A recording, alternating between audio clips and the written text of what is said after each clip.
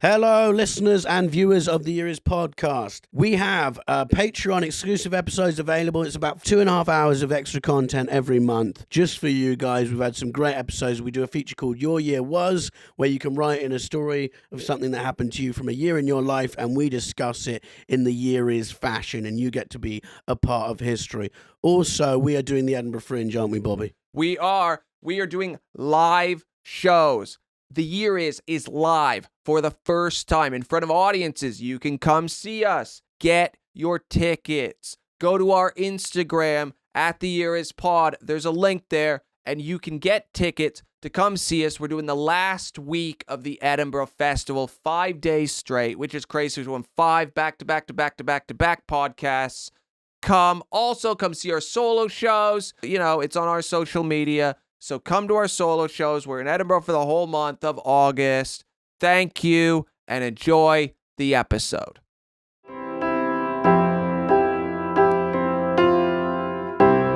The Year Is with Red and Bobby.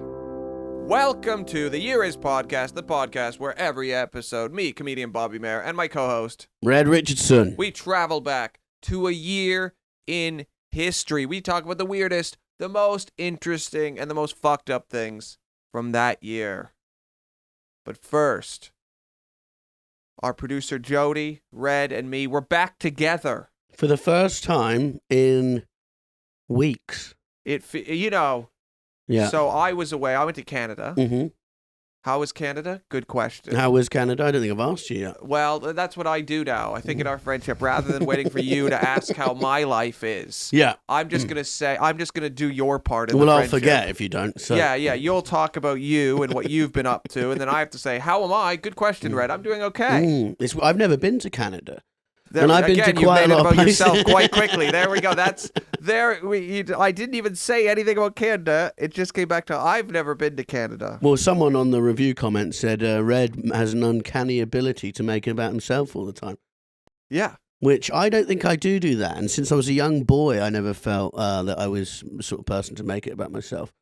Did people say that to you as a young boy? No, You make everything about you.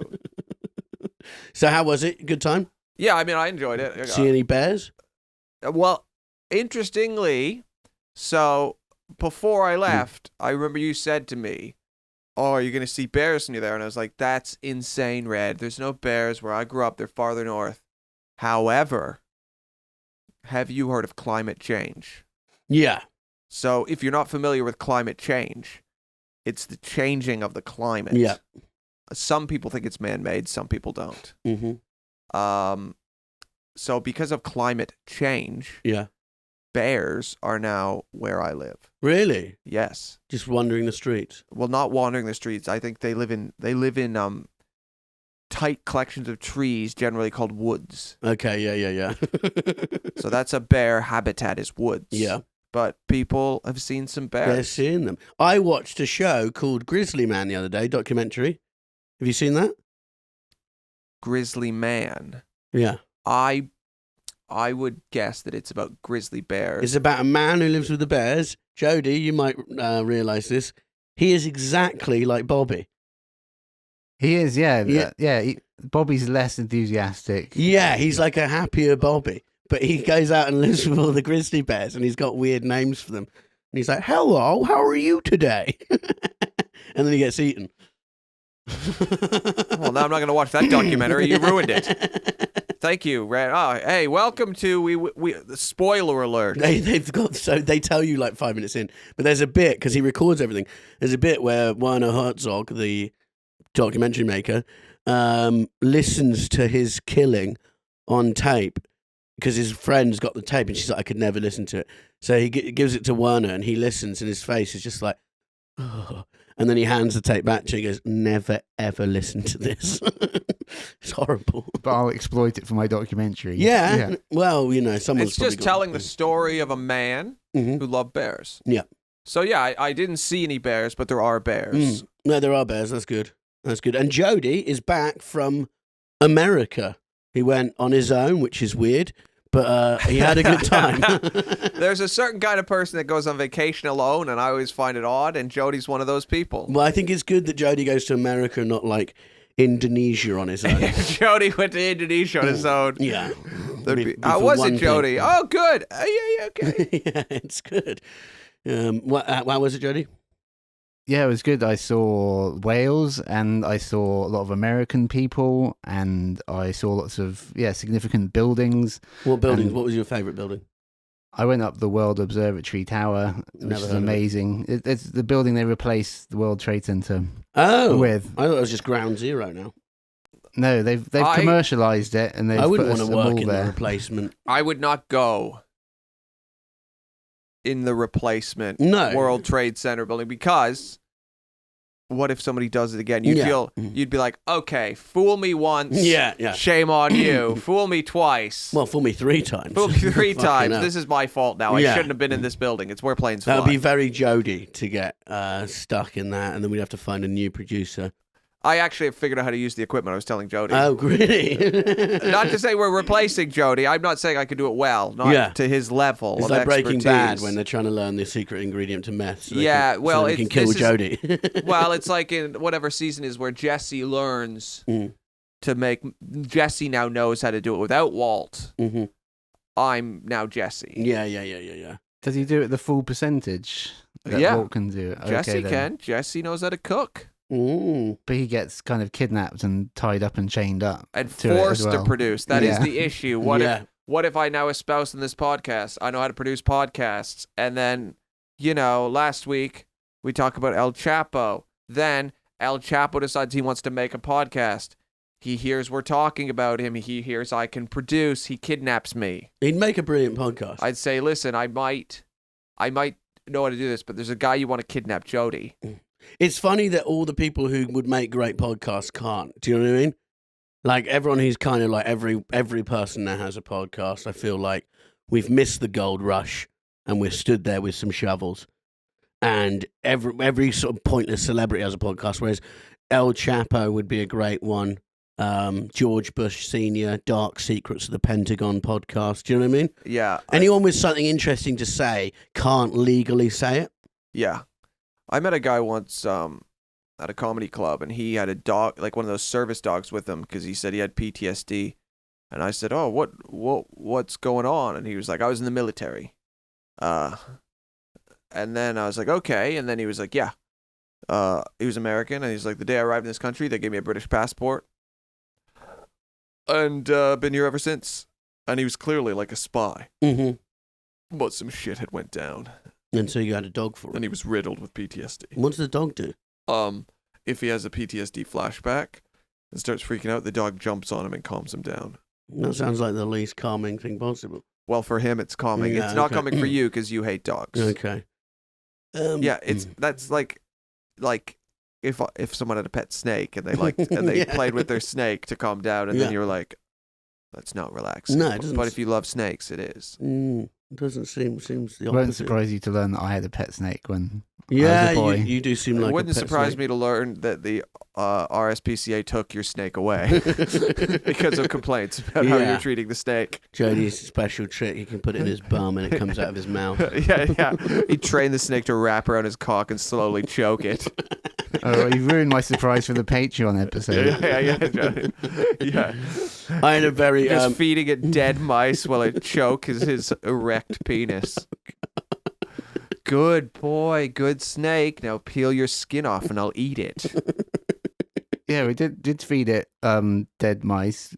So I kept it in the freezer disgusting. and had to defrost them in the microwave. That's so Sometimes gross. I'd forget to click defrost, so I just cook. Oh my God. You'd cook it. Would you still feed him the cooked mouse? No, that was grim. Jody's Yeah. flat stinks of burning mouse. How did it smell? It smelled of what you might think of burning mouse in the microwave. No, but I think a burning mouse would just smell, I assume, because whenever someone's talking about a meat that isn't a meat we eat, you say, how does it taste? And they say, it just tastes like chicken. Yeah, you know, if you eat a live human being while they're still alive, it tastes like chicken. Yeah. That's what everyone always says. Well, how does horses taste? It tastes like another animal that's not a horse. Like I think all meat kind of tastes. They just say it tastes like chicken to make you feel better. So it didn't smell. How did it taste, Jody? Jody, Yeah, did you try it? I didn't try it. always Did you ever get tempted. back drunk from a night out and like go, oh, I'm gonna, what's in the freezer, and just eat some frozen mouse? No, I was 12. Okay. Yeah, so I didn't come back drunk and start eating dead mice from my freezer. No. Well, But yeah, so Jody's been away. I've been away. You haven't been anywhere. I've been in London just protecting the podcast and the comedy scene. How have you been protecting the comedy scene? Just been doing good work, you know. Yeah. Yeah, so I've just been patrolling the clubs, making people happy, and just holding down the fort while you two are gallivanting off around the world. You did go on a honeymoon for 3 weeks in May. I did. That's true. 3 weeks. Me and Jody had to do it. Yeah. Yeah, that was. To mixed responses. I gotta say. I gotta say though. Mm.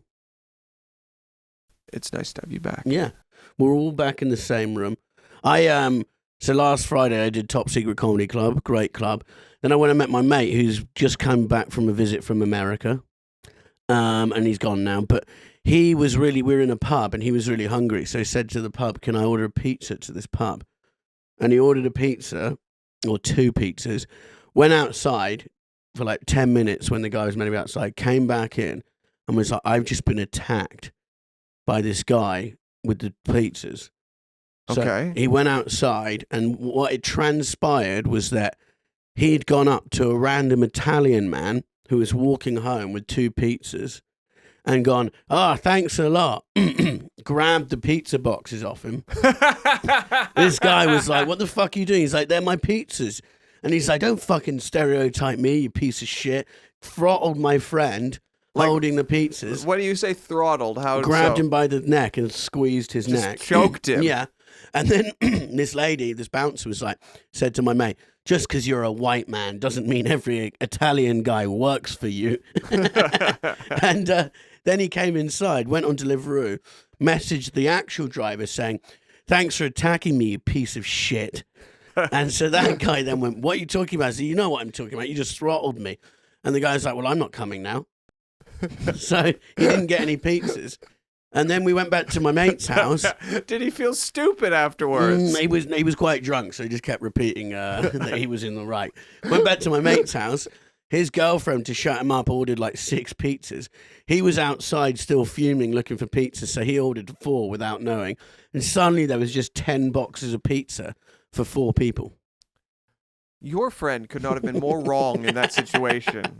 You can see... No, I can see the logic of how it happened. If you order pizza and an Italian man just turns up with 2 boxes, your exact order, you can see where the confusion would be. Okay, so sometimes we'll order babysitters for Mabel off an app. Mm-hmm. So we order a babysitter for Mabel off the app. I go outside. A woman who kind of looks like a babysitter walks by. The babysitter has glasses. She has glasses. I say, "Get in my house now." She says, "What?" I say, "I'm paying you. You get inside." I try to pull her into my house. She attacks me. I say, "Why the fuck are you attacking me? I'm paying you to be here." She runs away. I message the actual babysitter. I say, "Hey, listen, why did you just fucking attack me? If you don't want me to pull you into my house, I'm not going to pay you to watch my child." She then says, "I don't think I'm going to come to your house." She cancels. And for the rest of the evening, I'm like, babysitters are fucking useless. And then suddenly you've got 8 babysitters. Yeah. And then I go on every babysitting app to get one because I need to rush out to a gig. 8 babysitters show up. And then I'm like, "Hey, I need you guys to work together on this one." Yeah. Actually, it would be fun because sometimes I feel like the babysitter's lonely. Maybe sometimes as a treat, I'll pay 2 babysitters and say, "Hey, listen, guys, I just thought maybe you two could get to know each other, work as a team. Yeah? And then once the kid's asleep, you could hang out, be friends." Yeah, but they'll probably end up just drinking together. And... No. I'd say no drinking. I've got a camera on. I'll be monitoring your conversation. Socially, I would like to see some effort. Yeah, okay. I'm paying for each of you to make a new friend. Yeah. So I would like it if you made new friends. Some good conversations. Yeah, I love befriending the babysitters. It's been great. Why do you have, you say babysitters? if you befriended one of them, it would just be baby. Well, there's schedules because we don't give them enough hours that they could work for us full time. So nobody is super loyal to my family. No, not yet. No, not yet. Not yet. But someday. But so what we have to do is we have to get. There's a few different. We've never used a man. No, I wouldn't really want to use a man either. I'd use a man, but there's no men available. There's no men who are like, listen, I'll take care of your baby. I think in, just the sort of 30 whatever episodes we've done of this, looking into men often do bad things. Yeah, but to be fair, I'm not statistically. Actually, I think men probably kill more children than women. Yeah. Yeah, they do. Yeah. But Well, women do. And there women... was that babysitter who shook the baby. That was a big one. Yeah, that's not ideal. No, it's not ideal. No, we get review. You can see the reviews for these people. It's good. They'll have like 200 5-star reviews. The amount of Hollywood actors who get caught shagging the nanny, you just go, this is such a cliche. I cannot imagine. I don't know how you'd get there. Yeah, because that's suddenly it's like, but Hey, if I'm sleeping with her, who's looking after my kid? I think the missing piece might be being a famous, beautiful movie star, because in my world, I'm just hanging out with this huge lady who knows my wife very well, and then we talk about the child the whole time, and then I leave. I don't know how you're and you like. greet her at the door saying, "Get in my house." Yeah. Well, that's what Well, Bobby, you did all the research today. That's true. Yeah, that is true. Where are we going? We're going to a year that means a lot to me. Okay. Have I ever told you about my emotional connection to 1957? No, it's never come up actually. That's because there isn't one. Okay, yeah. But that's the year we're going back to. It's a great year, so it's kind of like Cold War kicking off, space race kicking off, Vietnam starting, lots going on. So I'm just going to start with not the juicy stuff. We'll start light. Okay. In 1957, specifically January 3rd, 1957, the Hamilton Watch Company introduces the first electric watch. Here's what I got to say about that.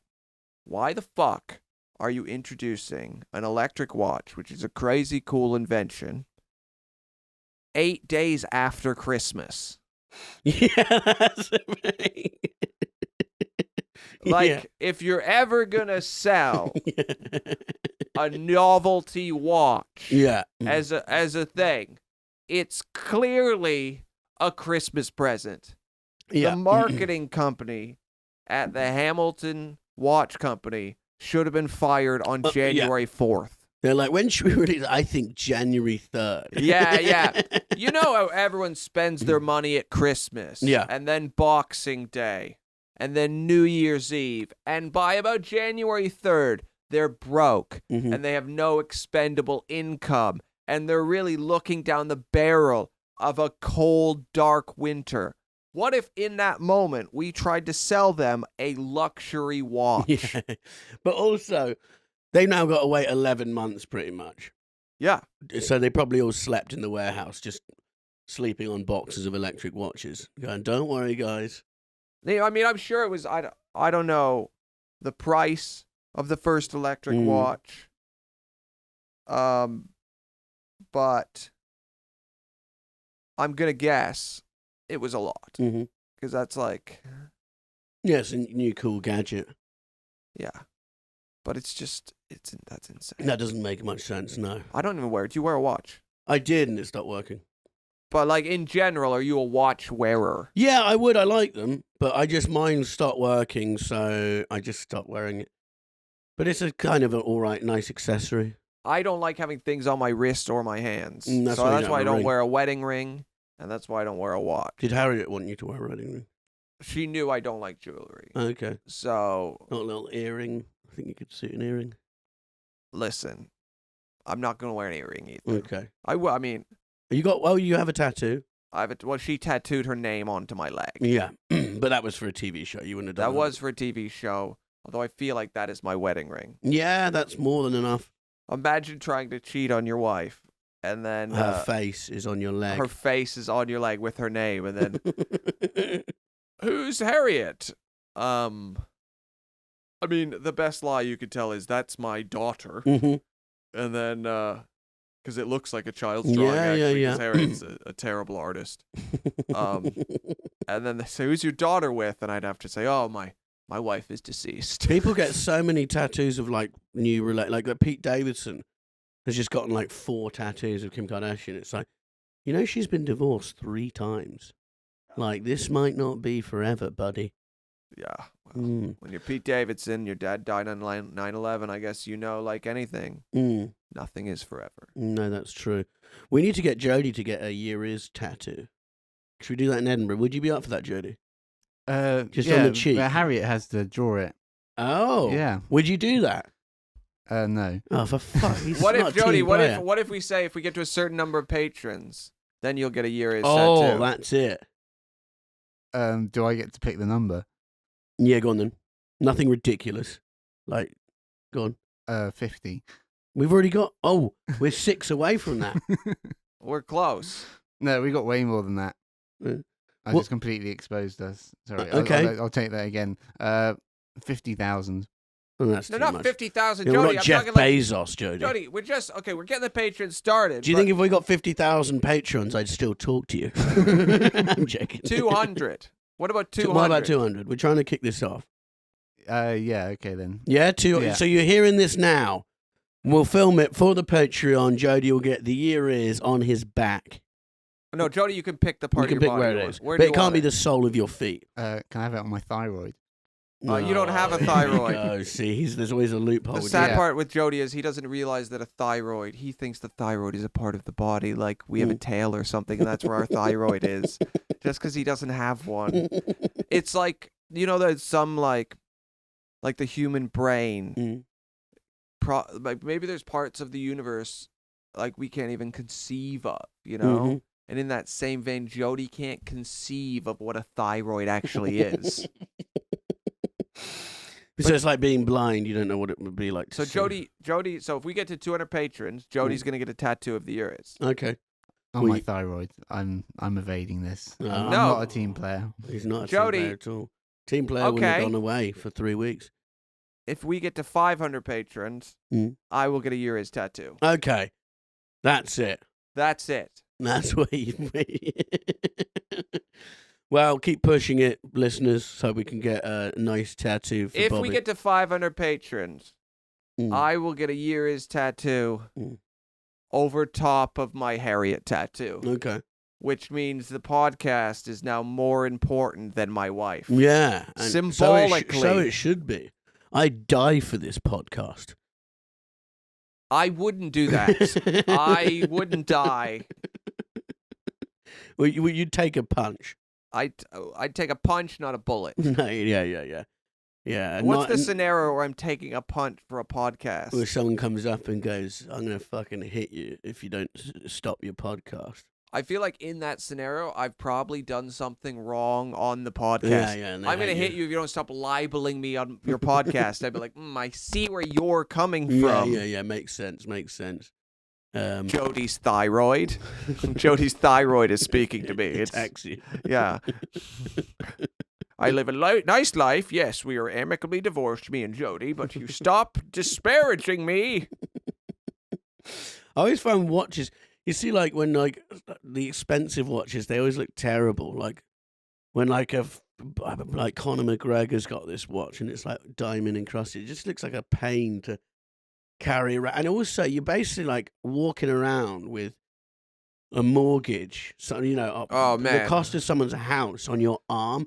And the thought of it being on your arm, how did you get something off your arm if you cut it off? Do you know what I mean? Like that. Did I ever tell the story about the time the time I've had the most of an urge to rob someone?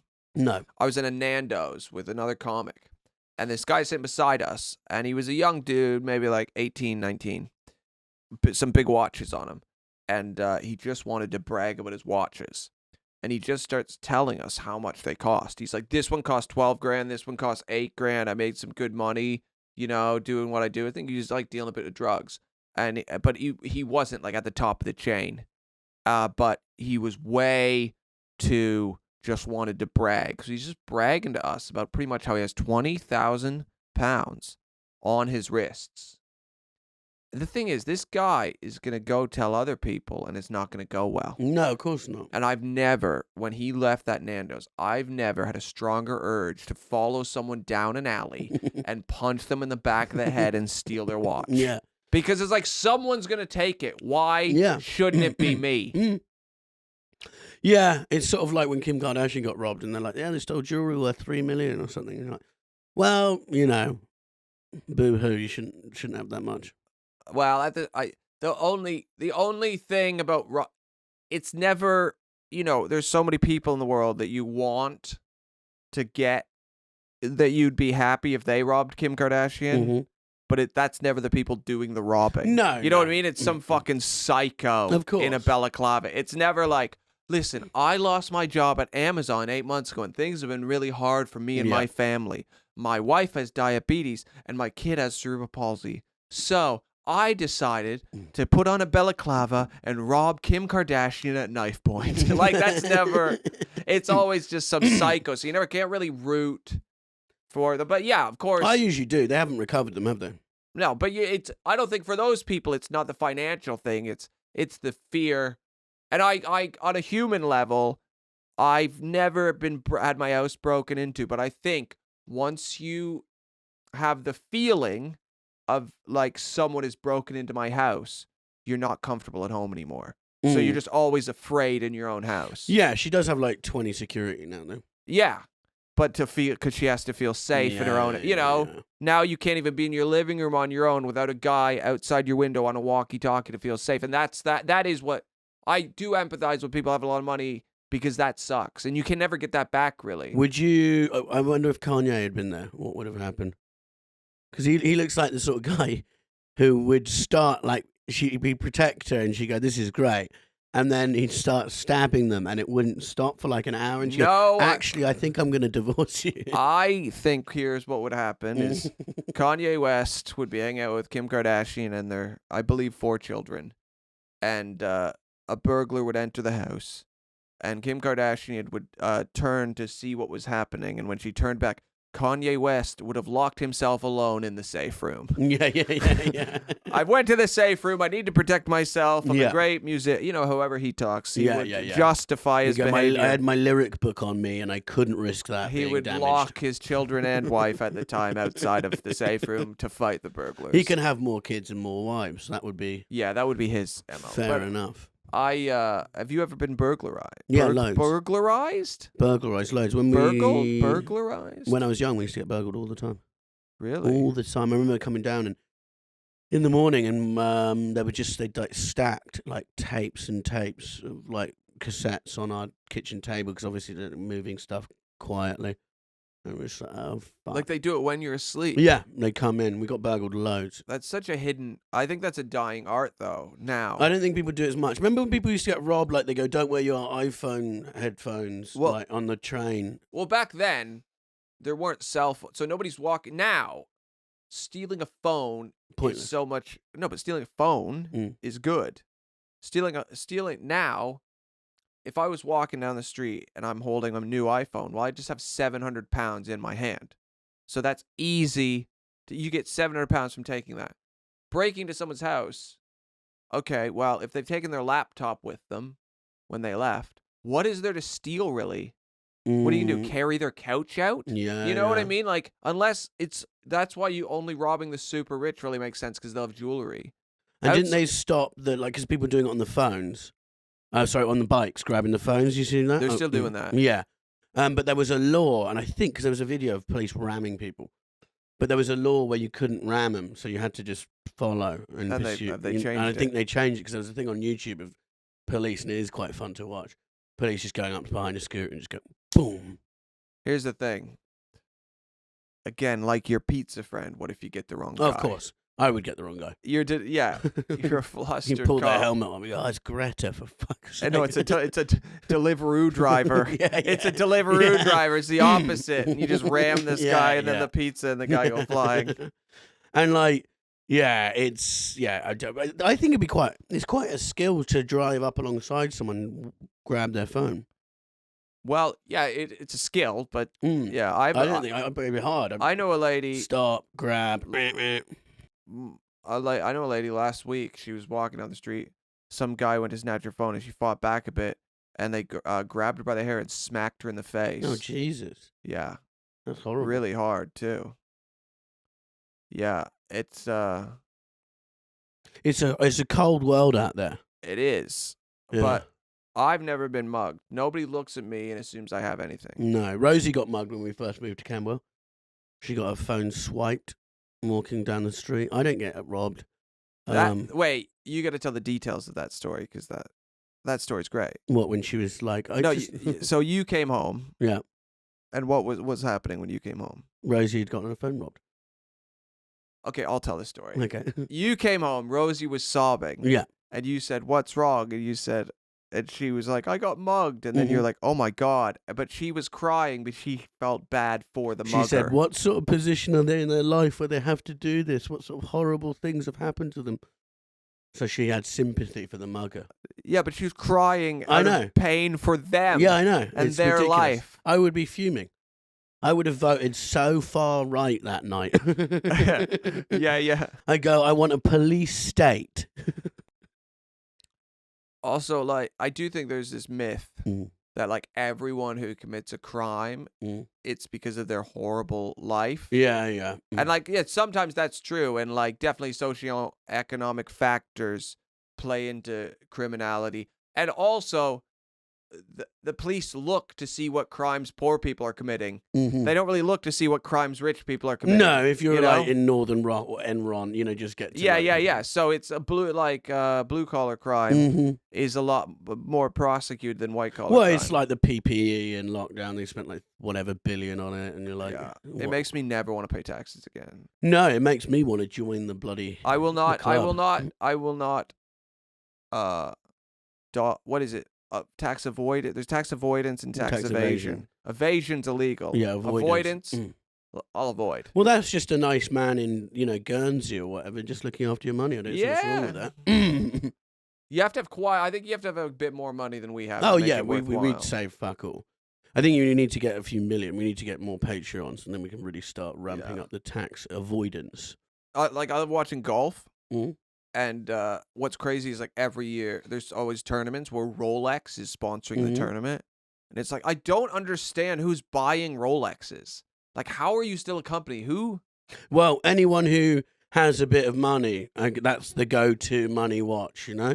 They go, I've got a Rolex. It's so synonymous with But like you having also have something. an assistant that's telling you where you need to be at every time. It's not about the time, though. No, it's just Watches it's a aren't about the status time. symbol. Yeah, of course. No one goes, I'm so glad I've got this Rolex because it's really clear what time it is. It's amazing how they pivoted because watches used to obviously be like 1800s. You had a watch. You can tell what time it is. That's a useful thing.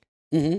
Whereas now, it's unnecessary. You always have your phone anyways. Of Everyone's on their course, phone yeah. anyways with the time. Mm-hmm. Like when I go on stage, I don't even I'll just fucking be there. Yeah, I just say flash the light at 18 minutes. Yeah, I don't need a watch to be like, oh, how long have I done? Yeah. All right, see people who write bits on their hands, stand-ups, and they'll be doing 10 minutes. You go, how fucking shit is your brain? All right, we're going to get going. We're going to get Okay. going. We're going to get moving. Okay. In 1957, suspected English serial killer Dr. John Bodkin Adams is found not guilty of murder at the Old Bailey.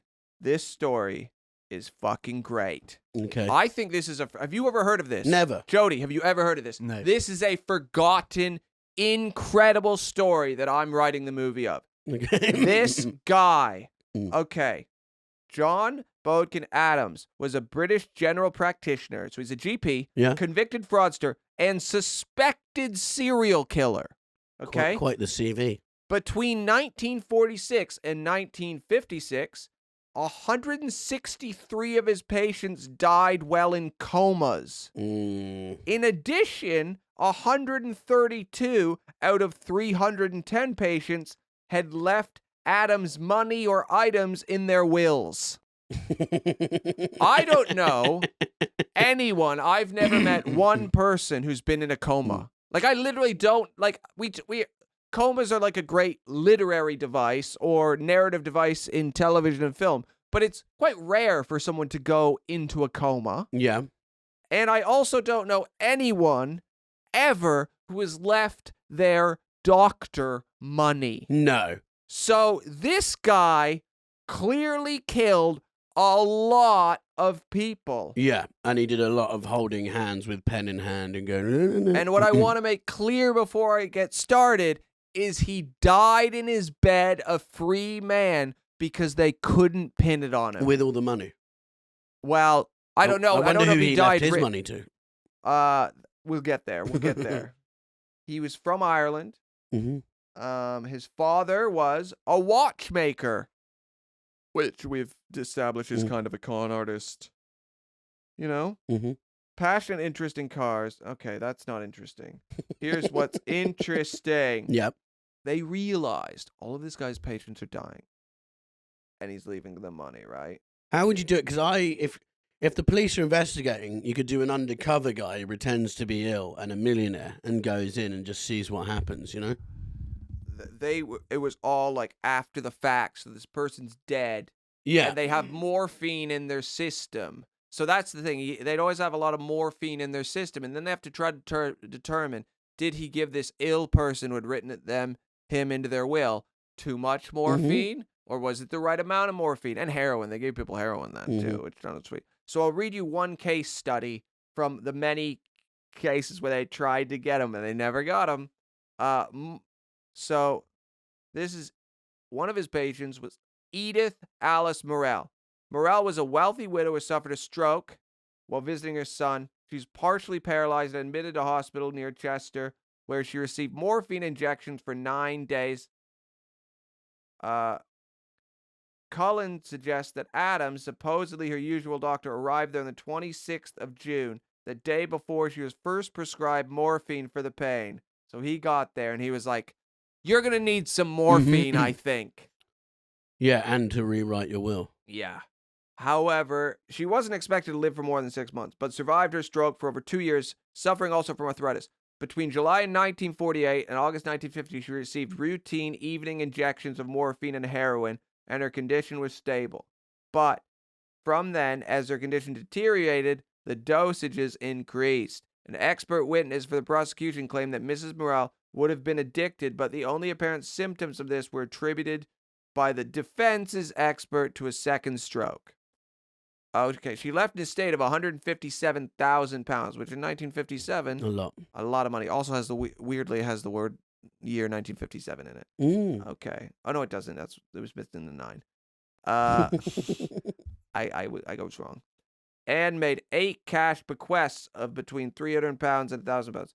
Cullen claims, that's the prosecutor, that in several wills she made, Adams was bequeathed large sums of money and her Rolls-Royce Silver Ghost. So when she was high, basically, on morphine, he was just getting her to do all this stuff. Yeah. And just changed up the will. Yeah. What's amazing is, like, after Mrs. Morell's death, Adams took away an infrared lamp she had bought herself worth 60 pounds. Adam billed the estate for 11... Infrared lamp. Yeah. Infrared. Infrared. This is such a high-end podcast. Infrared. Infrared, it'll be. Okay, fuck off. Is there a link to click what the lamp was, or? I don't know. There's no lamp link. We don't need a lamp link, all right? Is it a small eye or a big eye? I know. Jody, you don't have a thyroid. I can read. Okay, well, that is debatable. Anyways, yeah. Adams billed Morell's estate for 1,100 visits. The police estimate that Adams had visited Morell a total of 321 times. There's no way he visited 1,100 times. 321 is still a lot. Yeah. So yeah, that's one instance that I read badly. The gist of it is every patient, this guy would visit them a lot, overcharge them, get himself written in the will, and then they die with a little help from some morphine and heroin. And but they never quite got him. They tried him. He got out of it. Then, once he was acquitted, he went and he sued all the major newspapers for libel, and he won. So he must have made serious money. Yeah, because the UK has really, really strong libel laws. Yeah, like yeah, if you libel someone, if you say, yeah, this guy's a murderer, well, then you now have to prove they are a murderer. It's not that they have to prove they're not. So, I mean, and in like modern day, they think he was definitely a serial killer. I don't know how there's not a movie about this guy. He just went around killing old people, taking their money. And, like, clearly wasn't that... It's not like he was a good doctor. Yeah. He just found, like, ill people. He was in 100 wills of his patients. That's insane. That's too much. That's too many. 3's too many. Yeah. And also, as a doctor, you'd think you should sort of morally ignore the wishes of someone who's out of their mind on morphine. Yeah. He did not do that. No. Weirdly, even though he was a serial killer... It's hard to prove because of like even in the 50s. In the 50s, they didn't have this. They didn't understand the pathology of serial killers the way we do now. Yeah. So the idea that someone would kill people because they like to kill people that wasn't understood. Yeah. Well, they don't even like Jack the Ripper and stuff. Yeah. So, but they hadn't done like everything we know now. That's from like 70s onwards. The study of the serial killer mind and how we all are obsessed with that now, and how we all know that like some people are born with the urge to keep killing. They didn't know that then, so they just thought, why would he kill people? He's not really getting that much money from them. You know, like he's getting some money, but it wasn't the motivation wasn't very clear. Yeah. It's like, why would someone do that? God. But this case established the principle of double effect that if a doctor gave treatment to a seriously ill patient with the aim of relieving pain, as a result of which that person's life was inadvertently shortened, the doctor wasn't guilty of murder. Okay. So it established all these precedents, which is interesting. I wonder if there's someone who's a relative of his who's just like a millionaire now. Yeah, I mean, because he made so much money.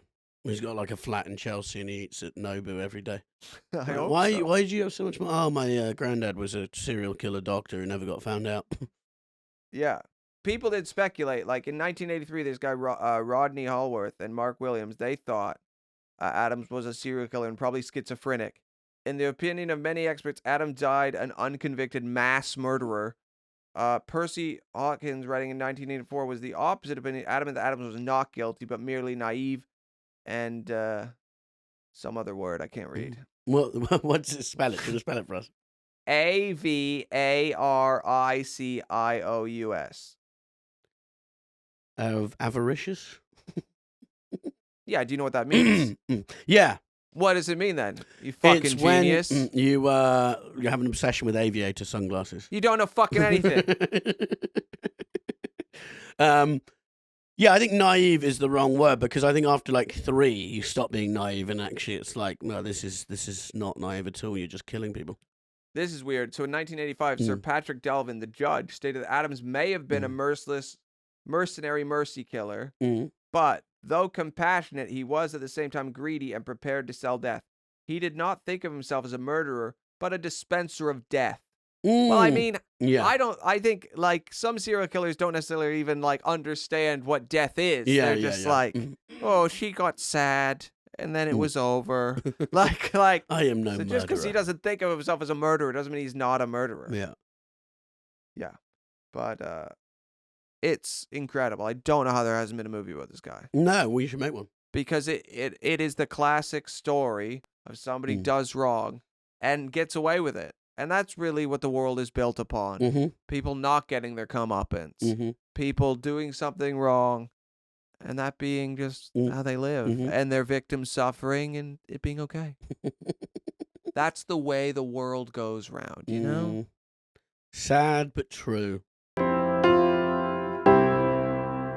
Hey, we have a new sponsor this week. It's DBT UK. If you don't know what DBT is, it's a form of therapy that really helped my life. A few years ago, I had a complete mental breakdown. I was running around a fucking roundabout screaming. I was crying randomly. I was suicidal. I tried everything. And then I went and I did DBT, and it changed my fucking life. It was originally developed for people with borderline personality disorder, but they figured out that it works for lots of people, anyone really that is struggling with emotional dysregulation. If you can't control your emotions or your behaviors, this can really work for you. So I would really 100% recommend it.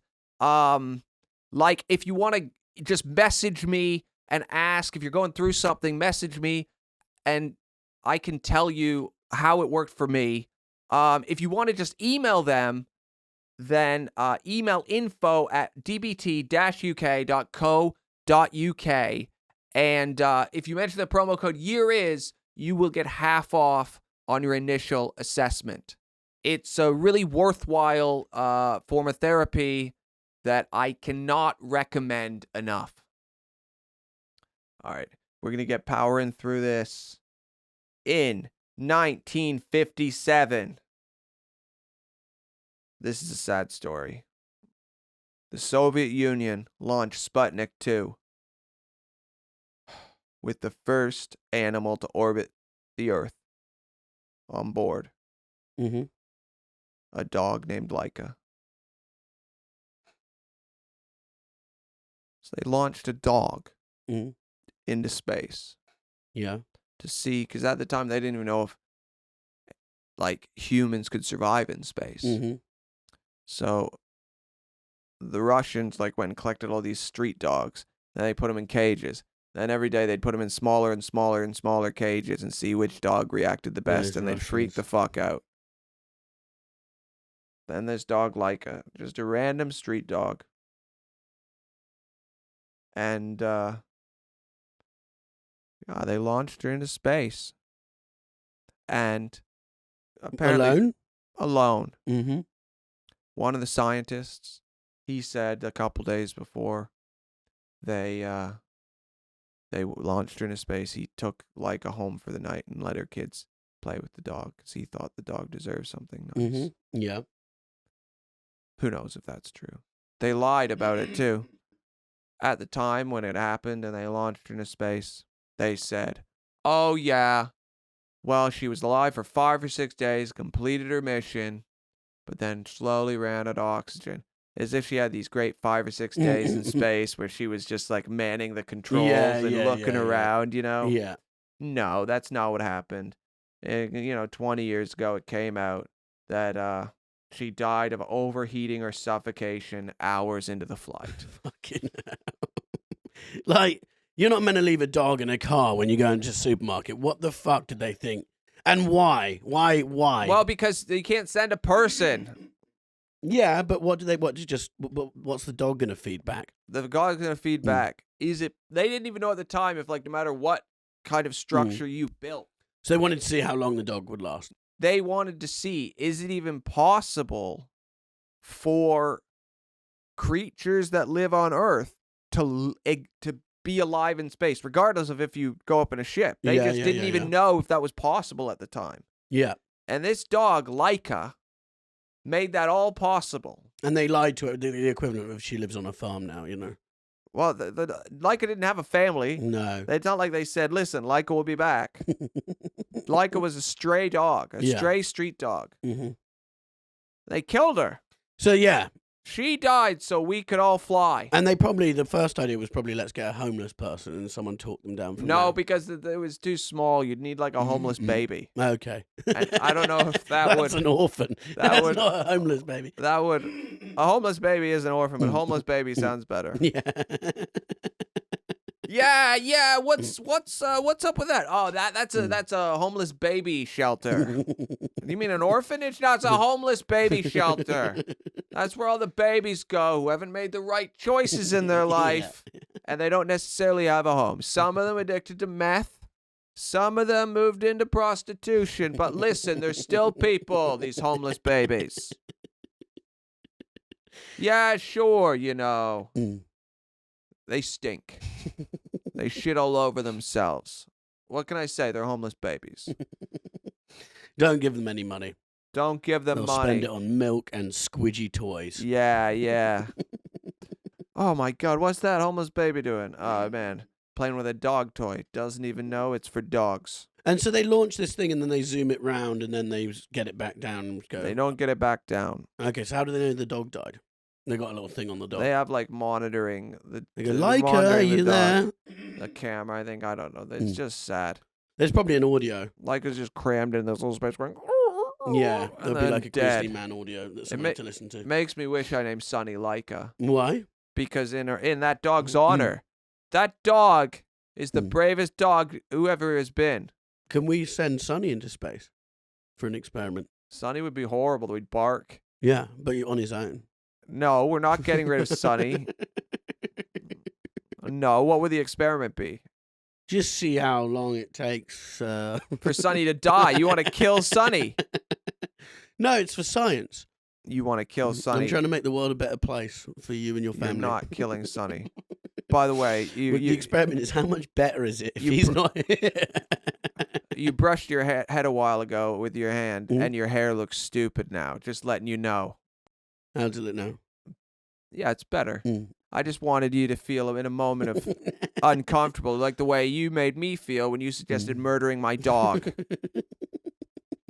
All Sonny wants to do is give you love and affection. It's not his fault. You don't like animals because they can't say things to you like, hey, how was your gig last night, Red? Tell me all about it. They can't say, Red, what comedians do you think are shit? Tell me. Red, why have you been looking at your phone for 10 minutes? I thought we were hanging out. They can't. Sonny's unable to say that. He just wants pure in the moment love and joy, and you're not interested in that. No. Well, no, I just don't like being licked on the hand. Oh, I don't like being licked. Well, maybe you'd like Russia. There's no licking there because Laika's dead. All right, we're moving on from that sad tale of the dead dog. They did okay, but actually there's a nice ending. In April 2008, Russian officials unveiled a monument to Laika. A small monument in her honor was built near the military research facility in Moscow that prepared her flight to space. It portrayed a dog standing on top of a rocket. No, that's not what happened. I mean, that's not what happened. She was locked in a tiny little cage in a rocket. I'm assuming it was similar to putting a dog in a microwave, you know? Yeah, that is a slow microwave. But listen, no one missed Laika because she wasn't loved. No. And that's even sadder, really. But whatever. Whatever, you know, sometimes dogs die. And Red doesn't care. All the time they die.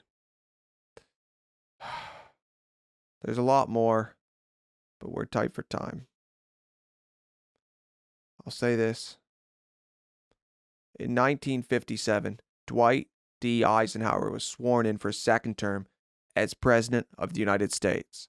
And there's one thing that I thought was quite badass about Dwight D Eisenhower. And that is the Korean War was happening, right? In that time. And I don't know if it's badass or crazy, but in 1953, he considered using nuclear weapons to end the Korean War and may have threatened China with nuclear attack if an armistice was not reached. But that was the only time. So I think the Soviets got the bomb in 49. So this is 57.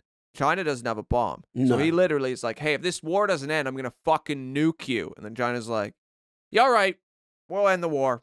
But it wasn't even resolved. The Korean War. Yeah. Yeah, but on armistice was. Yeah. They did. To this day, it's still. It was a complete proxy war between America and China. Yeah, it was just a proxy war. My granddad was out in it. At the Korean War, really? Yeah. He got there and it stopped the day he got to Korea.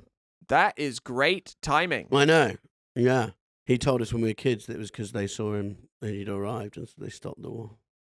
I like that. That was a cool thing, I believed. I like that. Okay, well, that is the episode. Yeah, that was a tiny bit of 1957. I would say the dick of the year, the murdering doctor. Yeah, he's yeah. Because even if he didn't kill him, the fact that they're writing him into their wills and stuff like that makes him a bit of a twat that he'd accept that. He did definitely And he kill did them. kill him, yeah. It's like when you watch that show, The Staircase, and you're like, did he push her down the stairs or not? He killed her. This Okay. guy killed her. Usually, they killed her. Yeah. Okay, well, until next time, Red. Mm-hmm. Listeners, viewers, make sure you tell someone about this podcast. Yeah. Like it. Share it. Get involved. And come, if you're in Edinburgh, come to our Edinburgh shows. I'm on at 9:55. Pleasance, Bunker 1. I'm on at Carnivore 1 at Carnivore 11:05. Okay, thank you so much to our super genius Patreons, Christopher, Spencer, Matthew. We love you. Thank you. Make sure to like, share, subscribe, do everything you're going to do. That's it. Bye-bye. Bye-bye. Thank you for listening to an episode of The Year Is with me, comedian Bobby Mair, and my sometimes friend, Red Richardson. This podcast has been produced by our brilliant producer, Jody Vandenberg. Thank you.